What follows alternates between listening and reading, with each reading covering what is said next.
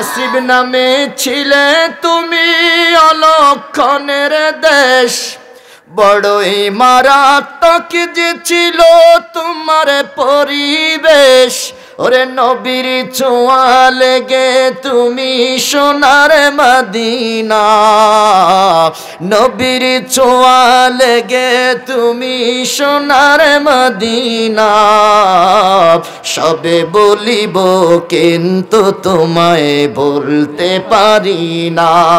বলেন সোনার মদিনা আমার প্রাণের মদিনা, সোনার মদিনা আমার প্রাণের মদিনা।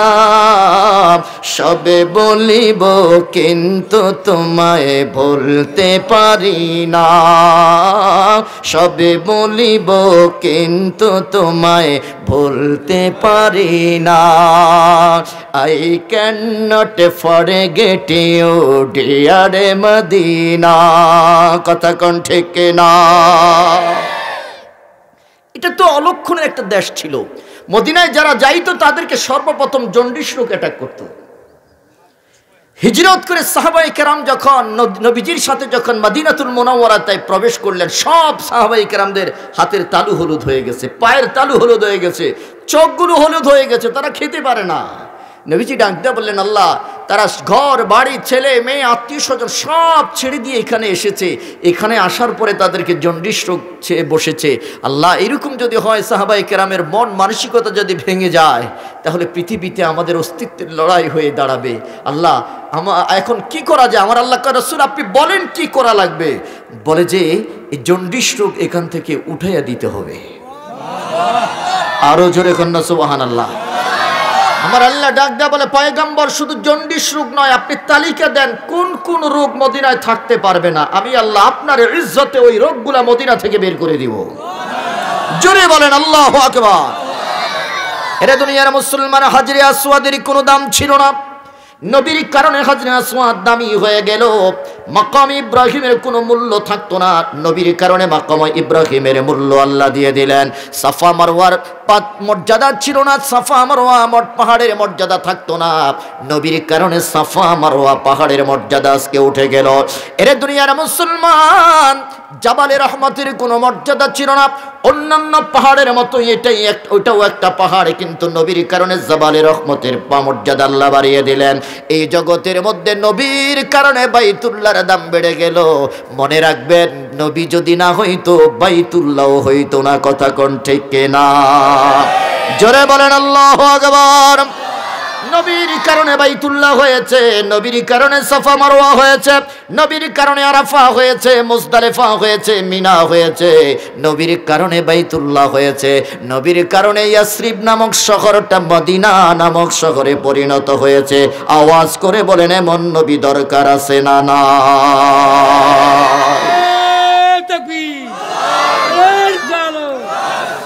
আমার বন্ধুরা, আমার বাবারা, নবীর কারণে আমাদের দাম বেড়ে গেল, নবীর কারণে আমাদের মর্যাদা বেড়ে গেল। এই কথাটা আমার নয়, আমার বাবার কথাও নয়, পৃথিবীর কোনো প্রধানমন্ত্রীর কথা নয়। আওয়াজ করে বলেন, ওই কথাটা কার? কুনতুম খায়রা উম্মাতিন উখরিজাত লিন্নাস।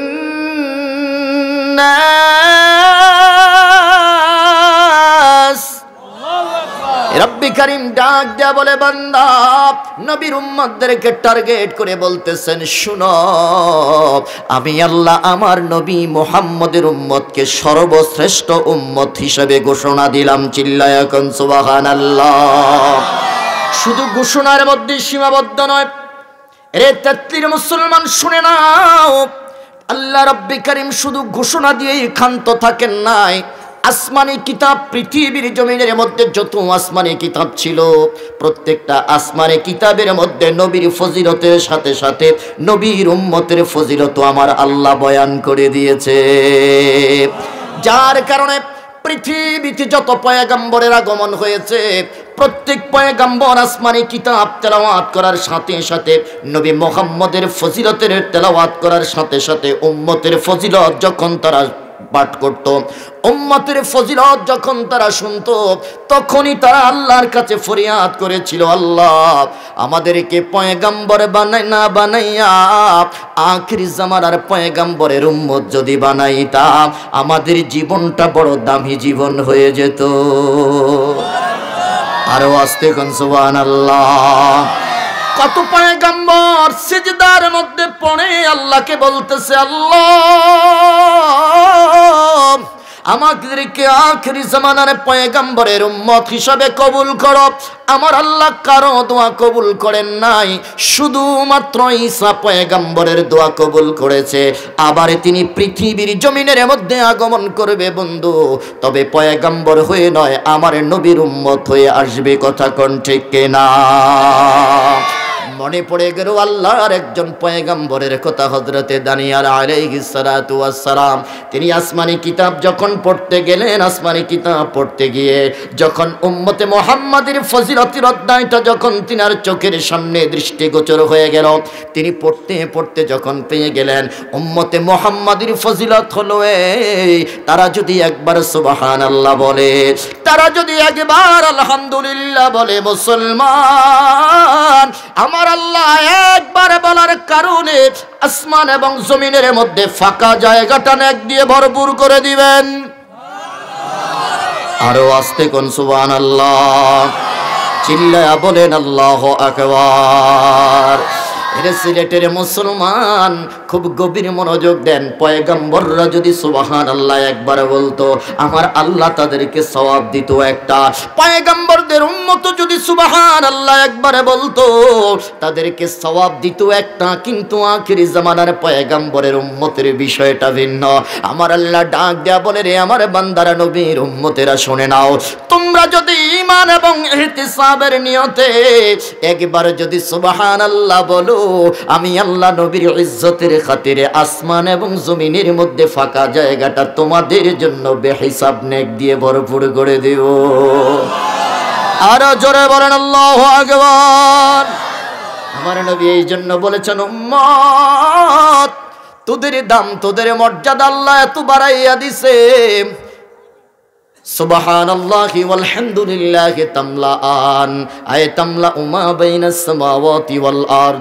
একবার যদি সুবহানাল্লাহ বলো, একবার যদি আলহামদুলিল্লাহ বলো, আমার আল্লাহ তোদের জন্য ফাঁকা জায়গাটা নেক দিয়ে ভরপুর করে দিবে। এরে মুসলমান প্রশ্ন করবেন, এই ফাঁকা জায়গাটার দূরত্ব কতটুকুন? আজও পর্যন্ত পৃথিবীর কোনো বৈজ্ঞানিক আবিষ্কার করতে পারে নাই, পারবেও না। কথা কোন ঠিক কিনা?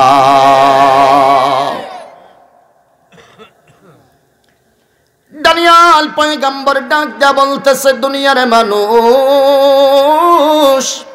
আমি যখন দেখতে পাইলাম উম্মতে মুহাম্মাদি আল্লাহর হুকুম অমান্য করবে, আল্লাহর হুকুম অমান্য করবে, আল্লাহর সাথে নাফরমানি করবে, একবার নয় দুইবার নয়, দৈনিক 1000 বার আল্লাহর হুকুম অমান্য করবে।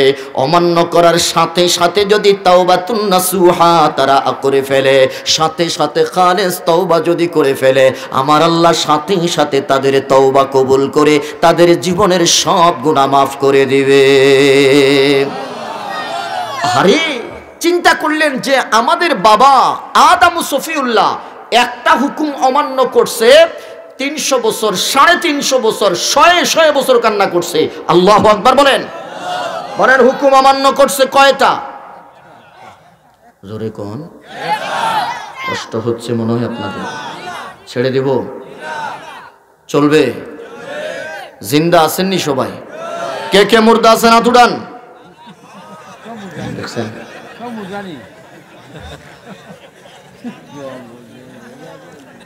এই তো বুঝা গেল আপনারা আসলে জিন্দা নাই, আসলে মুর্দা। একটু এদিকে মনোযোগ দেন। রাত বাজে প্রায় 12টার কাছাকাছি। আমিও জানি যে 12টা বেজে গেছে অলরেডি। আমি চিন্তা করছি যে আমি 12:30 মাইক ছেড়ে দিব। ফজরের নামাজ আছে না নাই? জোরে বলেন আছে না নাই? তো একটু সাপোর্ট দিতে পারবেন না আমাকে ইনশাল্লাহ? আল্লাহ কবুল করুক। জোরে বলেন আমিন। আরো জোরে বলেন আমিন। বলেন আদম সফিউল্লাহ আল্লাহর হুকুম অমান্য করছে কয়টা? কাঁদছে কত বছর? 350 বছর, কেউ কেউ বলেছেন কত বছর কাটছে এটার হিসাব নাই। মনে করেন 350 বছর কান্না করার পরে যাইয়া তওবাটা আল্লাহ কবুল করছেন। এবার আপনি আর আমি হিসাব করেন আজকের একদিনে আল্লাহর হুকুম অমান্য করছি কয়টা? হিসাব রাখছেন নি? জোরে বলেন। একটা অপরাধের জন্য যদি 300 বছর কান্না করা লাগতো, আজকের একদিনের অপরাধের জন্য এটার মাপের জন্য কয়শো বছর আমার হায়াত দরকার? দানিয়াল পয়গম্বর ডাক দেয়া বলতেছে, দুনিয়ার মানুষ এতবার তারা হুকুম অমান্য করবে, হুকুম অমান্য করার পরে সাথে সাথে যদি তারা মাপ চায়, আমার আল্লাহ ওয়াদা দিয়েছেন নবীর ইজ্জতের খাতিরে সাথে সাথে তাদের জীবনের গুনাহ মাফ করে দিবে। একটা দুইটা তিনটা এইভাবে পাঠ করতে করতে করতে করতে উম্মতি মুহাম্মাদের প্রেম তার হৃদয়ের মধ্যে জাগ্রত হলো। সাথে সাথে সিজদার মধ্যে পড়ে ডাক দিয়ে বলতেছে, আল্লাহ আখির জামানার পয়গম্বরের উম্মত বানাও। আল্লাহ কয় কেন? বলে যে আমারে পয়গম্বর না বানাইয়া আখির জামানার পয়গম্বরের উম্মত যদি বানাইতা আমার জীবনটা বড় দামি জীবন হয়ে যেত। আল্লাহ ডাক যা বলে, দানিয়াল তোমার এই দোয়া আমি কবুল করতে পারবো না, যেটা দিয়েছি এটাই নিয়ে তুমি সন্তুষ্ট থাকো। দানিয়াল পয়গম্বর ডাক দিয়া বলতেছে, আল্লাহ আমার দোয়া কি তুমি কবুল করবা না? বলে যে না না কবুল করবো না। এবারে দানিয়াল পয়গম্বর ডাক দিয়া বলতেছে, আল্লাহ আমার দ্বিতীয় দোয়াটা তোমাকে কবুল করাই লাগবে। দরখাস্ত লিখে দিলেন, আল্লাহর কাছে বলে দিলেন, আল্লাহ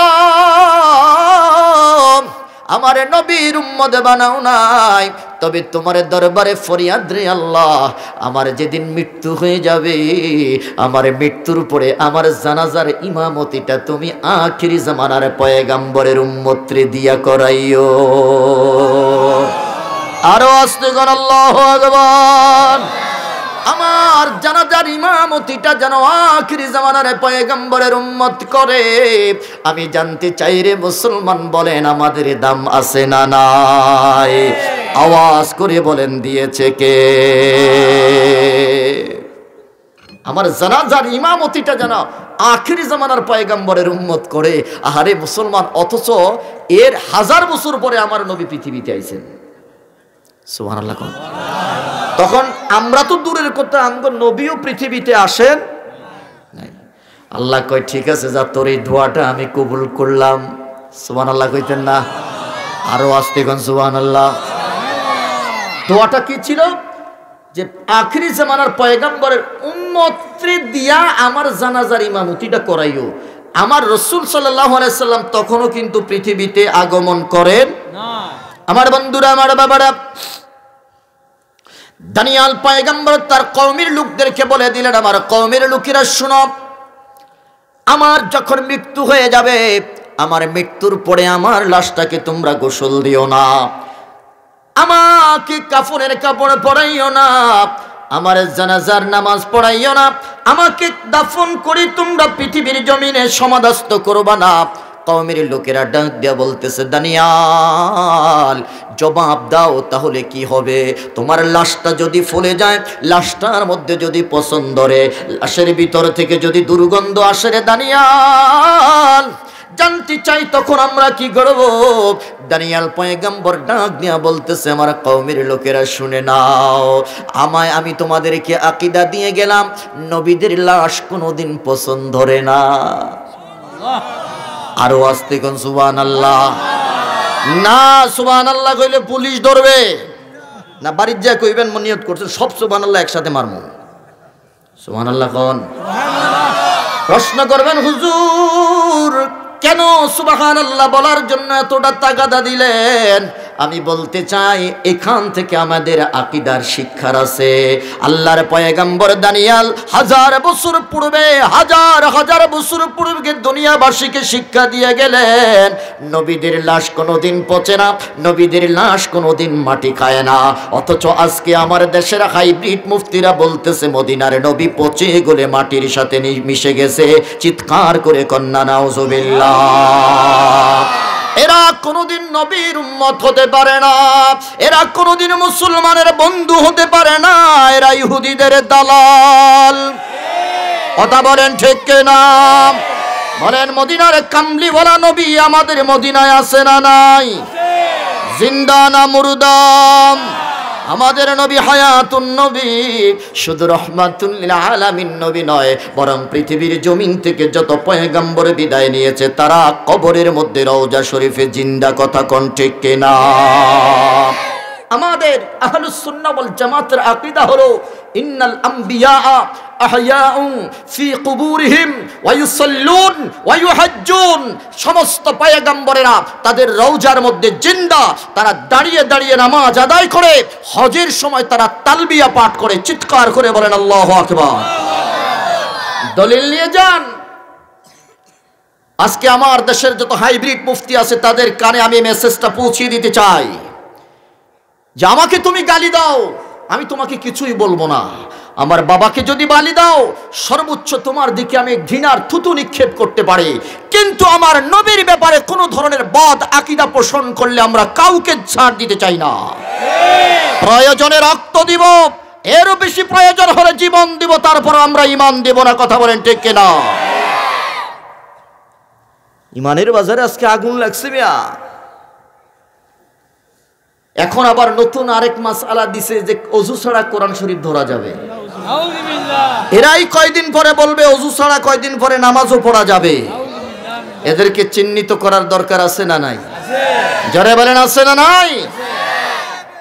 পৃথিবীর মুসলমান এই তো সবে মেরাজের চাঁদে, রজবের চাঁদে প্রত্যেকটা মসজিদের মিম্বার থেকে ইমাম সাহেবরা ঘোষণা দিবে নবীজির যখন মেরাজ হয়েছিল, নবীজি যখন তিনি ডাক দেয়া বলতেছেন মারাতু আলা মুসা ইনদা কুসাইবিল আহমার ওয়া হুয়া কাইমুন ইউসাল্লি ফি কবরিহি। আমি যখন মুসার কবরের পাশ দিয়ে যাচ্ছি রে বন্ধু, আল্লাহর নবী ডাক দেয়া বললেন আমি দেখতে পাইলাম পয়গম্বর মুসা তার কবরের মধ্যে দাঁড়াইয়া দাঁড়াইয়া নামাজ পড়তেছে। নবীজি ডাক দেয়া বলেন ইব্রাহিম ও খলিলুল্লাহর কবরের পাশ দিয়ে যাচ্ছি, ইব্রাহিম ও খলিলুল্লাহকেও দেখলাম তার কবরের মধ্যে রওজার মধ্যে দাঁড়াইয়া দাঁড়াইয়া নামাজ আদায় করতেছে।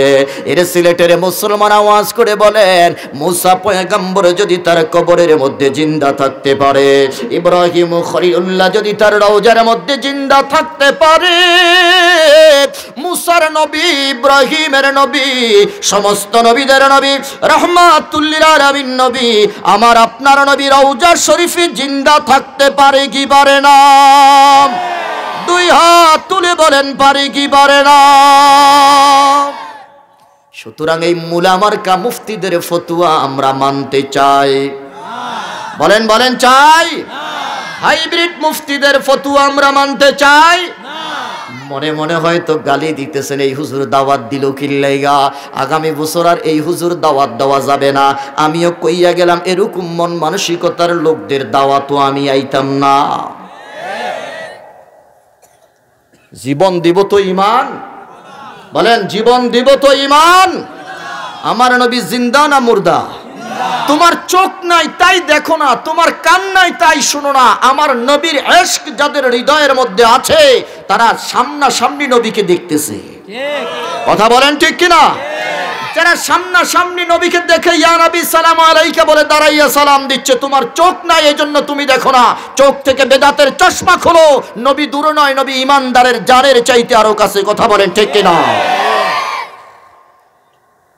তোমার কান নাই এজন্য শোনো না। নবীকে এখনো সালাম দিলে নবী সালামের জবাব দেয়। আল্লাহু আকবার বলেন। এই জন্য আমরা মিলাদুন নবীর জন্য, কিয়ামের জন্য আমরা রক্ত দেই। কথা বলেন ঠিক কিনা?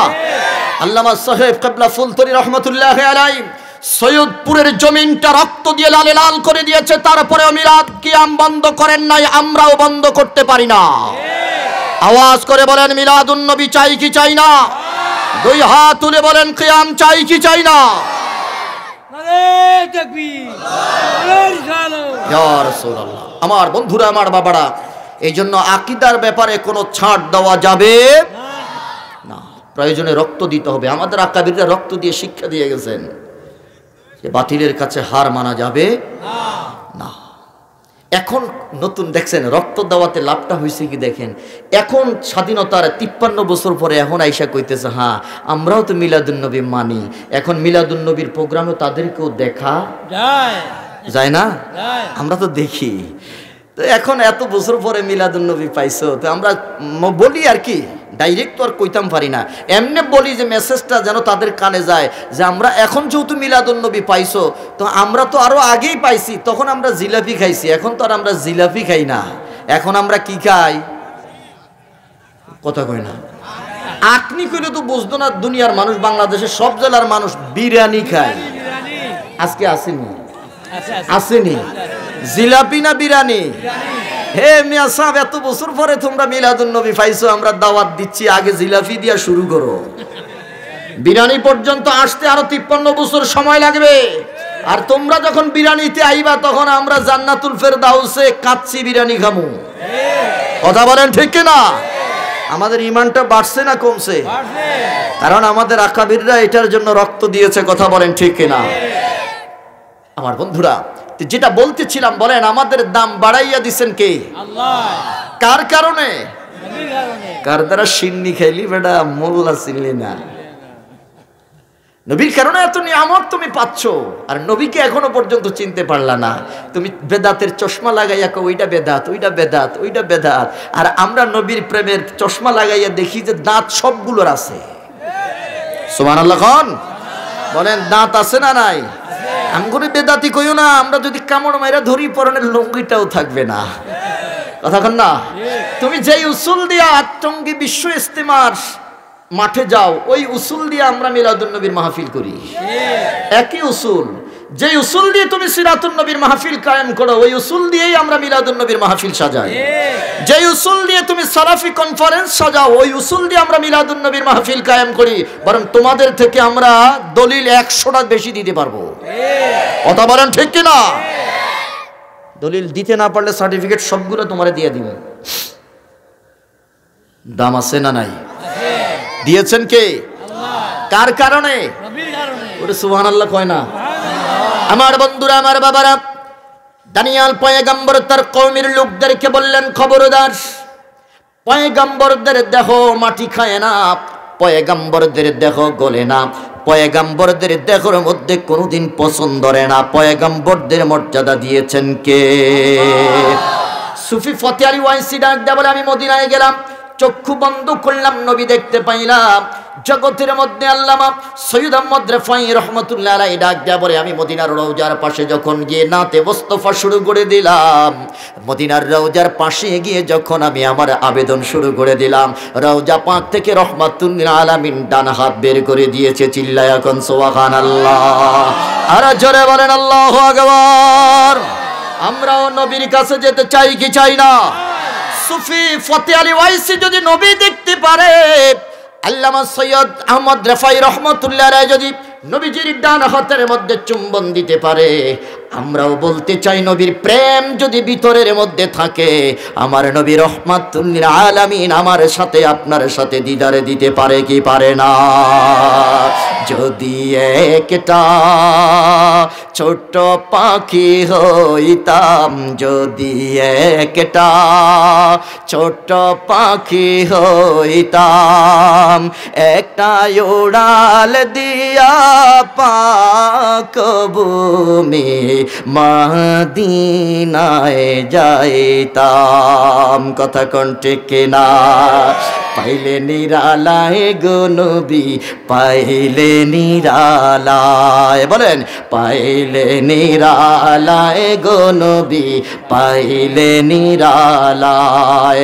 আমি দুই কদমে চুমু খেতাম, দুই কদমে চুমু খেতাম, চরণ দুলি মাখতাম গায়ে, পাইলে নিরালায় গো নবী, পাইলে নিরালায়, বলেন পাইলে নিরালায় গো নবী, পাইলে নিরালায়। যেরকম মারহাবা। এর তাকবীর মুসলমান আওয়াজ করে বলেন, মদিনার জমিনে নবী আছে না নাই? দুনিয়ার মুসলমান, দানিয়েল পয়গম্বর ডাক দিয়া বলতেছে, শোনো, আমার লাশ তোমরা গোসল দেবা না, আমার জানাজার ইমামতিটা করবা না, জানাজা পড়াইবা না, দাফন করবা না, আমার লাশটা সুন্দর করে কাপড়ে দিয়ে ঢেকে রাইখা দিবা, আমার লাশের জানাজার ইমামতি করবে উম্মতে মুহাম্মাদি। জোরে কোন সুবহানাল্লাহ। কষ্ট হচ্ছে আপনাদের? ছেড়ে দিব? ওই জিনা গেলে এখন আরো চলবে কতক্ষণ? আস্তারাই। আরে কয় কি? সবাই রাজি আছেন? কে কে রাজি আছেন দিয়ে হাত উঠান দি।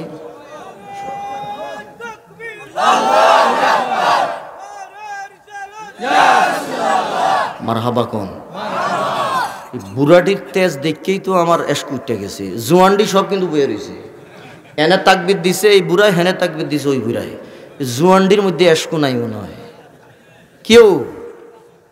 হায় হায় হায় হায়, এটি যদি ইউটিউবাররা ভাইরাল করে যে বুড়াটি তাকবির দিয়ে আর জুয়ান্ডি বয়ে রয়েছে, মারহাবা কোন? বুড়াডিন থেকে শিক্ষা নাও, এটি ফুলতলি সাহেব কেবলার রুহানি সন্তান। কথা কন না?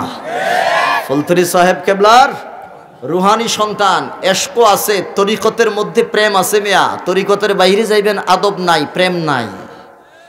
কথা কন না? তরিকতের প্রথম সবক হইল আদব, বলেন কি? 2 নম্বর সবক হইল প্রেম। সুবহানাল্লাহ কোন? বলতেছিলাম দানিয়েল পয়গম্বরের ইন্তিকাল হয়ে গেল। দানিয়েল পয়গম্বরের লাশটা সুন্দর করে গুছিয়ে রেখে দিলেন, দরজা বন্দি করে রুমের ভিতরে রেখে দিলেন, আদর করে যতন করে। নবীজি পয়গম্বর 1000 বছর পরে, আবার কেউ কেউ বলেছেন 300 বছর পরে রহমাতুল্লিল আলামিনের মিলাদ, জন্ম হয়েছে পৃথিবীতে। চিৎকার করে কন্যা সুবহানাল্লাহ।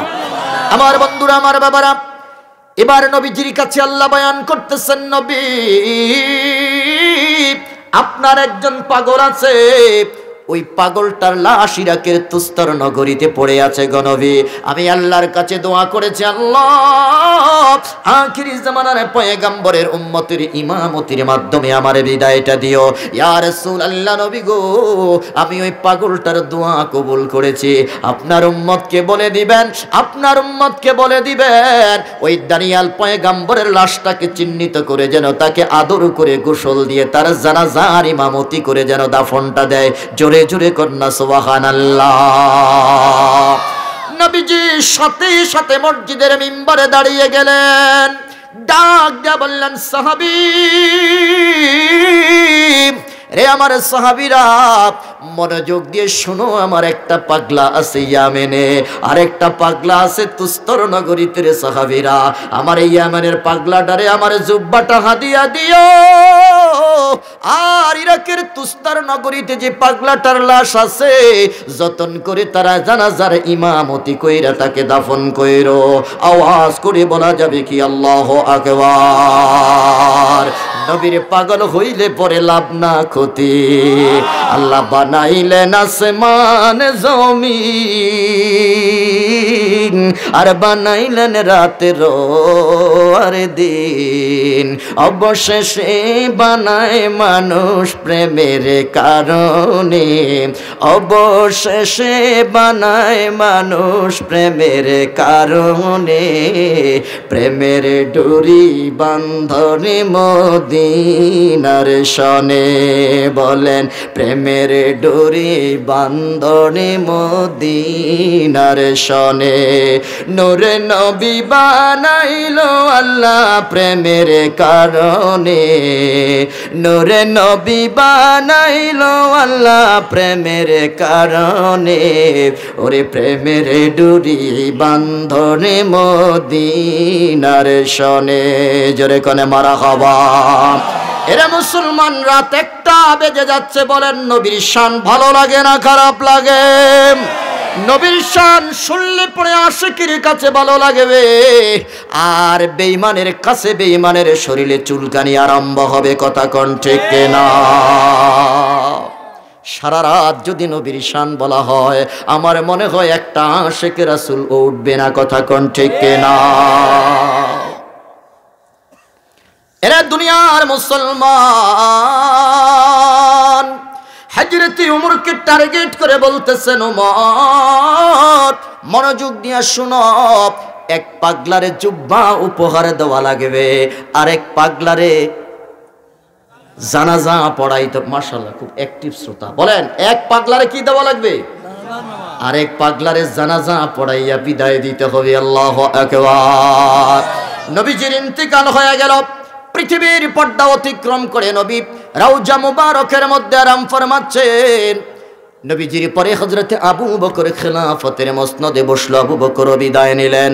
হযরতে ওমর যখন উঠে গেল, খিলাফতের মসনদে যখন সমাসীন হলেন, হযরতে ওমর আলীর ডাক দিয়া কয়, আলী, দুই পাগলার কাছে আমানত পৌঁছাইয়া দিতে হবে। এক পাগলার এই আমানত জুব্বাটা পৌঁছাইয়া দিতে হবে, আরেক পাগলার জানাজার ইমামতি করা লাগবে। আলী ডাক দিয়া বলে, ওমর,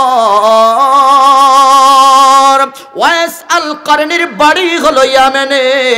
নবী বলেছেন তার হাতের কোণার মধ্যে একটা তিলক আছে রে ওমর, চলো আমরা পাগলাটারে চিহ্নিত করে নবীর আমানতটা পৌঁছাইয়া দেই। আওয়াজ করে বলেন আল্লাহু আকবার। চলে গেলেন ইয়ামেনে। অনেক লম্বা কথা। পাগলা হযরত ওমর আর আলীর দিকে দৌড়াইয়া আসতেছে। আল্লাহু আকবার কোন। হযরত ওমর ডাক দিয়া বলে, পাগলা, তোমার নাম কি? বয়, আমার নাম ওয়াইস। কোথায় যাও দৌড়াইয়া? বলে যে তোমাদের দিকে আসতেছি। বলে যে কেন? বলে যে আমারও কেন যেন মনে হচ্ছে তোমরা মদিনার মেহমান, মদিনা থেকে তোমরা আগমন করেছ। সুবহানাল্লাহ বলেন। আলী ডাকদা বলে, পাগলা, কেমনে বুঝলাম আমরা মদিনার মেহমান? কেমনে বুঝলাম আমরা মদিনা থেকে আগমন করেছি? বলে যে কেমনে বুঝছি, এটা শুনবা নাকি? বলে যে হা হা, আমি যে এমন একটা পাগলারে তোমাদের কাছ থেকে আমার নবীজির শরীরের গ্রাণ মোবারক পাইতেছি। আল্লাহু আকবার। আরে পাগলার নাকটা কত দামি নাক মিয়া। প্রশ্ন করুন হুজুর, ওদের কাছ থেকে নবীজির শরীর মোবারকের গ্রাণ আসতেছে কেন? ওই যে জুব্বা আছে। সুবহানাল্লাহ কয় না? ইয়াকুব পয়গম্বর জেরুজালেমে, ইউসুফ পয়গম্বর মিশরের বাদশা যখন হইলেন, ছোট্টবেলার ওই জামাটা তিনি খুলছেন বক্স থেকে, খুললা দেখতেছেন ছোটবেলার স্মৃতি। যে জুব্বা পড়া অবস্থায় তিনাকে কূপের মধ্যে নিক্ষেপ করা হয়েছিল, এই জুব্বাটা তিনি স্মৃতিস্বরূপ রেখে দিয়েছিলেন। এই জুব্বাটা যখন তিনি খুলছেন না, খোলার পরে ইয়াকুব পয়গম্বর তখন অন্ধ হয়ে গেছে। জেরুজালেমে বসে তিনি সব ভাইদেরকে বলতেছে যে আমার বিশ্বাস, আজকের বাতাস আমাকে বলে দিচ্ছে আমার সন্তান ইউসুফ এখনো জিন্দা আছে। বলে যে কেমনে বুঝলা? বলে যে আমি বাতাস থেকে ইউসুফের গ্রাণ পাইতেছি। আরো আসতে কন্যা সুবহানাল্লাহ। তার মানে আশিকদের নাক দামি নাক। বলে যে তোমাদের কাছ থেকে আমি আমার নবীর শরীরের গ্রাণ পাইতেছি। ওমর কয়, আরে পাগলা তো বড় দামি পাগলা রে। সুবহানাল্লাহ কইতেন না? এটা বড় দামি পাগলা। জুব্বাটা তার কাছে দিলেন। এই পাগলা জুব্বাটা পাওয়ার পরে জুব্বাটা জড়িয়ে ধরলেন, চুম্বন খেলেন, চোখের পানি জোর করে ছেড়ে দিলেন। অনেক লম্বা কথা। বন্ধু আলী ডাক দেয়া বলে, পাগলা, জবাব দাও, কি এমন আমল করেছো? কি এমন সার্টিফিকেট আছে? কি এমন যোগ্যতা আছে যার কারণে নবী তোমারে জুব্বা দিছে? পাগলা ডাক দেয়া বলে, লম্বা কোনো নফল নামাজ নাই, লম্বা কোনো নফল রোজা নাই, লম্বা কোনো নফল সাদাকা নাই, তবে একটা আমলের কারণে আমার নবী মনে হয় আমারে জুব্বাটা দিয়েছে। বলে যে আমলটাকে? বলে যে আমলটা হলো আমি আমার নবীকে জীবনের চাইতে বেশি মহব্বত করেছি। আর জোরে বলেন আল্লাহু আকবার।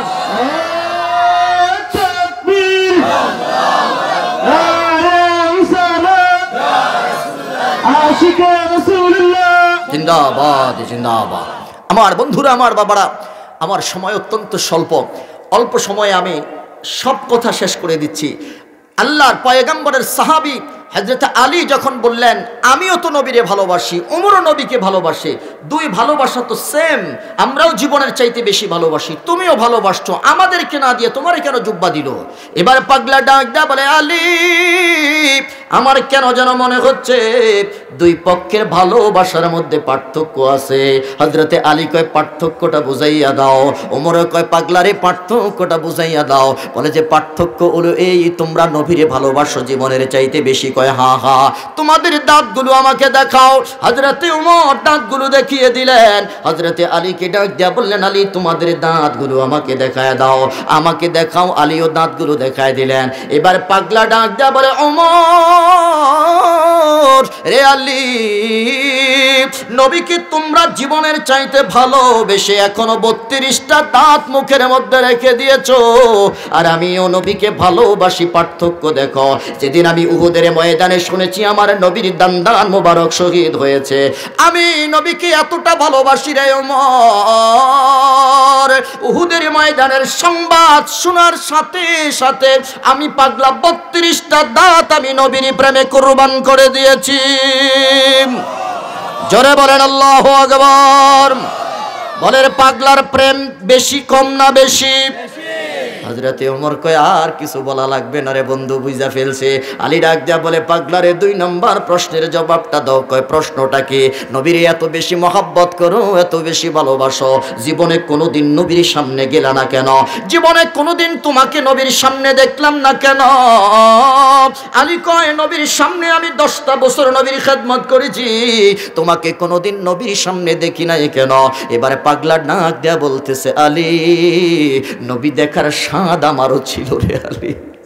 আমার মা এতটা অসুস্থ ছিল, অসুস্থ থাকার কারণে অসুস্থ মাকে আমি রেখে এত দূরে যেতে পারি নাই, ইয়েমেন থেকে মদিনায় যাইতে পারি নাই। প্রতিটা মুহূর্তে মুহূর্তে মায়ের ডাকে সাড়া দেওয়া লাগতো। আমার মা নিজে চলতে পারতো না, বসতে পারতো না, শোয়া অবস্থায় সাইড চেঞ্জ করতে পারতো না, সর্ব অবস্থায় মায়ের খেদমত করা লাগতো। জীবনে একবার মায়ের কাছ থেকে অনুমতি নিয়ে মদিনায় গিয়েছি নবী দেখার জন্য। আমি সেখানে যাইয়া দেখি রহমাতুল আলামিন তাবুকের জিহাদে চলে গেছেন। আমি দুর্ভাগা, আমি পোড়া কপালে, আমি নবী দেখার সৌভাগ্য আমার হয় নাই রে আলে। তবে আমি বলতে চাই, চরম চক্ষু দিয়ে নবী দেখি না, আমি অদম, আমি গুনাহগার, আমি পাপী, আমি হাবশি পাগল। জীবনে এমন কোন সময় যাই নাই চক্ষু বন্ধ করছি নবী দেখি নাই। আমি যখন নবী দেখার জন্য চক্ষু বন্ধ করেছি, আমি দেখেছি রহমাতুল লিল আলামিন আমার সামনে হাজির। আরো জোরে বলেন আল্লাহু আকবার। বলেন নবী আসতে পারে কি পারে না? বলেন নবী দেখা যায় কি যায় না?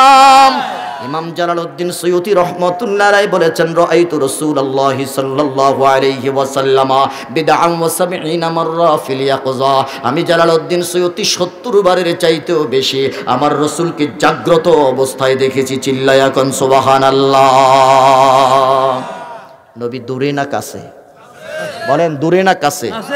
কত কাছে? জানের চেয়েও আরো কাছে। আন-নাবিয়্যু আউলা বিল মুমিনিনা মিন আনফুসিহিম। চিৎকার করে কোন আল্লাহু আকবার।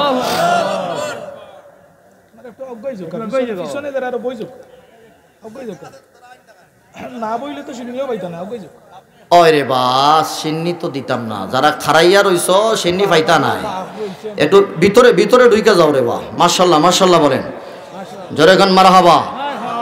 মানে এটা প্রমাণ করে দিল আগামী বছর আরো বড় প্যান্ডেল লাগবে। কথা কন না? জোরে কন। আরো বড় হুজুর লাগবে। জোরে বলেন ঠিক তাই না? কমিটি বড় হুজুর দাওয়াত দিবে, বড় হুজুর লাগবে, প্যান্ডেলটাও আরো বড় লাগবে। কথা বলেন ঠিক কিনা? এই টুটকা ফাটকা হুজুর দিয়ে চলতো না। মারহাবা কন। আরো জোরে বলেন মারহাবা। 2 নম্বর পাগলা হযরতে ওমর আলীর ডাক দিয়ে বলতে, অনেক লম্বা কথা, আমি ছোট্ট করে শেষ করে দিচ্ছি, রাত অনেক গভীর হয়ে গেছে। হযরতে ওমর আলীর ডাক দেয়া কয়, আলী এই পাগলারে না জুব্বা দিলাম, ওই পাগলার কি অবস্থা হবে? ইরাকের জমিনে তো এখনো ইসলাম কায়েম হয় নাই। সুবহানাল্লাহ কোন।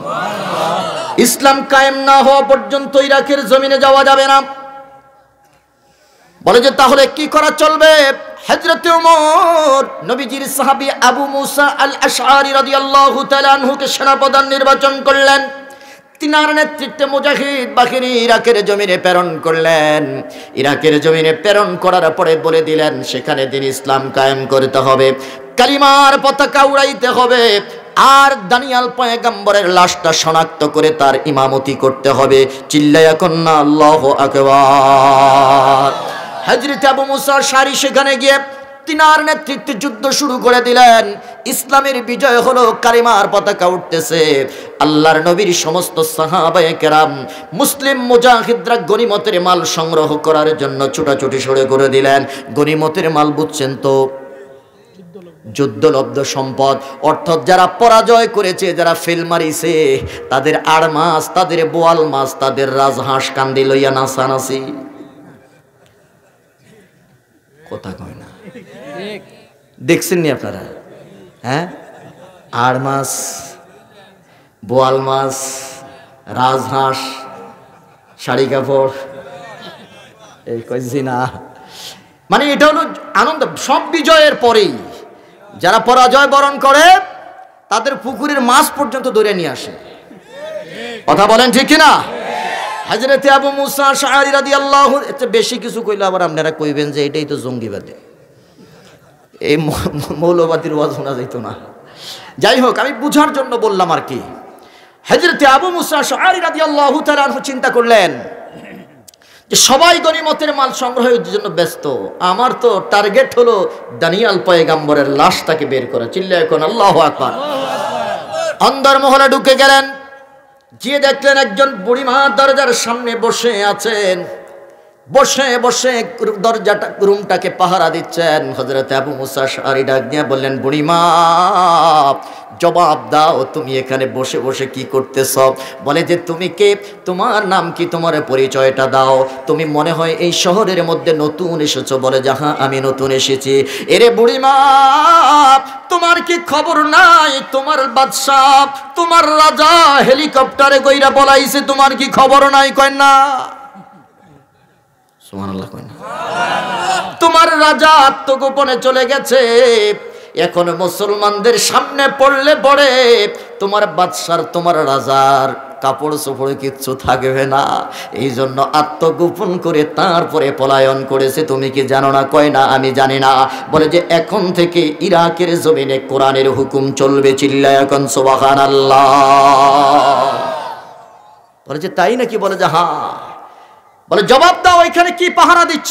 বলে যে এখানে দানিয়াল পয়গাম্বরের লাশ রয়েছে, দানিয়াল পয়গাম্বরের লাশ আমি পাহারা দিচ্ছি, প্রজন্মের পর প্রজন্ম এই লাশ আমরা পাহারা দিয়ে আসতেছি। বলে যে তাই নাকি? বলে যে হ্যাঁ। এরে বুড়িমা, দরজাটা খুলে দাও, দানিয়াল পয়গাম্বরকে একটু নয়ন ভরে দেখব। বুড়িমা ডাক দেয়া বলে, আমি আগে জানতে চাই তুমি কি মুহাম্মদের উম্মত কিনা? বলে যে কেন? বলে যে আমাদের প্রতি নির্দেশ আছে, আমরা আদিষ্ট হয়েছি রহমাতুল লিল আলামিন নবী মুহাম্মদের উম্মত ছাড়া এই ঘরের দরজা আর কারো জন্য খোলা যাবে না। সুবহানাল্লাহ। কোন আমরা দামি না কম দামি? বলেন ইজ্জত দিয়েছেন কে? কার কারণে? নবীর কারণে। এই জিনিসটা বোঝানোর জন্য আমি এত দূরে গেলাম। কুনতুম খায়রা উম্মাতিন উখরিজাত লিন-নাস। বুড়িমা কয়, এই কথা যখন বললো, হযরত আবু মুসা আশআরী ডাক দেয়া বলে, হ্যাঁ আমি পয়গম্বর মুহাম্মদের উম্মত। সুবহানাল্লাহ। কোন দরজা খুলে দাও। বুড়িমা কয়, দরজা পরে খুলবো, আগে তোমারে আমি নয়ন ভরে একটু দেখতে চাই, তুমি একটু দাঁড়াও। সুবহানাল্লাহ। কোন বলে যে কি দেখবা? বলে যে তুমি যে মুহাম্মদের উম্মত, আমাদের পয়গম্বর তোমাদের ইমামতির জন্য দোয়া করেছে, তোমাদের শামিল হওয়ার জন্য দোয়া করেছে। আল্লাহ তোমাদেরকে এত ইজ্জত দিয়েছেন, এত সম্মান দিয়েছেন, সুতরাং আগে মুহাম্মদের উম্মতরে একটু নয়ন ভরে আমাকে দেখতে দাও। চিৎকার করে কোন সুবহানাল্লাহ। দরজা খুলে দিল। দানিয়াল পয়গম্বরের চেহারাটা দেখলেন। হযরত আবু মুসা আশআরী রাদিয়াল্লাহু তাআলা আনহু বলে, আমি দেখতে পাইলাম দানিয়াল পয়গম্বরের চেহারাটা এখনো নূরে জ্বলজ্বল করতেছে। সুবহানাল্লাহ।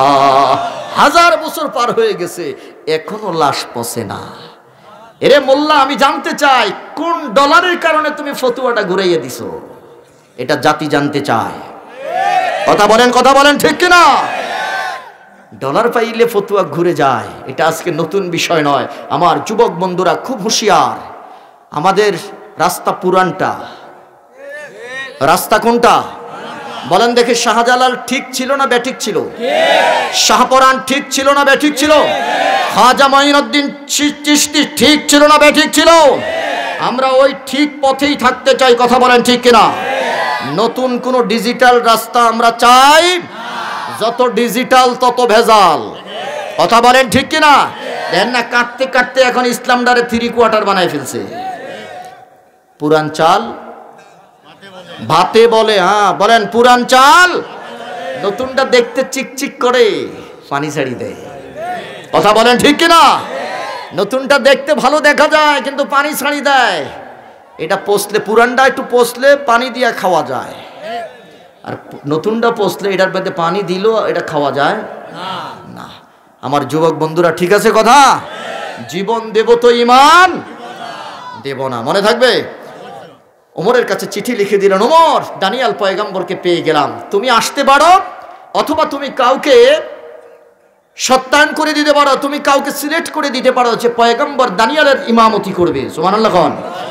হযরতে ওমর চিঠির জবাবে লিখে দিলেন, হে আবু মুসা, রাষ্ট্রীয় কাজে ব্যস্ত থাকার কারণে আমি আসতে পারলাম না, তোমাকে নির্দেশ দিলাম দানিয়াল পয়গম্বরের আদর করে গোসল দিবা, যতন দিয়ে তার কি জানাজার ইমামতি করাইবা, অত্যন্ত সোহাগ দিয়ে তাকে মাটিতে কবরে শোয়াইবা। আল্লাহু আকবার বলেন।